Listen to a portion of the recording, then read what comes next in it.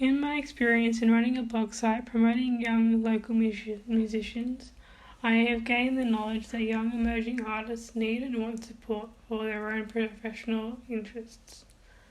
I have always been interested in the creative arts, which also involves different art mediums such as music, graphic design, drawing, television, film, visual arts, and photography.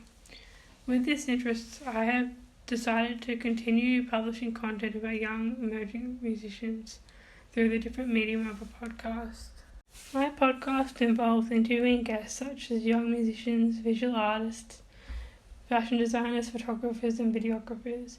I am planning on providing information and links to art exhibitions and shop links so the audience can actively support these artists.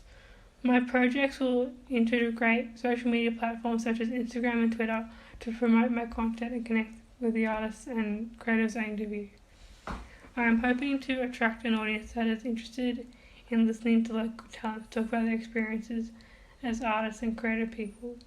I wish to draw in an audience whose motivations involve discovering new art so they can support and invest in the artist's work.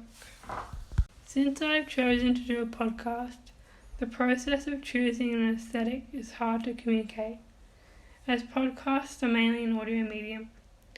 The only real visual elements are the logos and design of the website, which can be styled to create a very specific atmosphere. I am hoping the general tone of the project reflects my main inspiration, which is ABC Conversations with Richard Fleidler. This means taking on a storytelling element to give the podcast a more personal and authentic tone.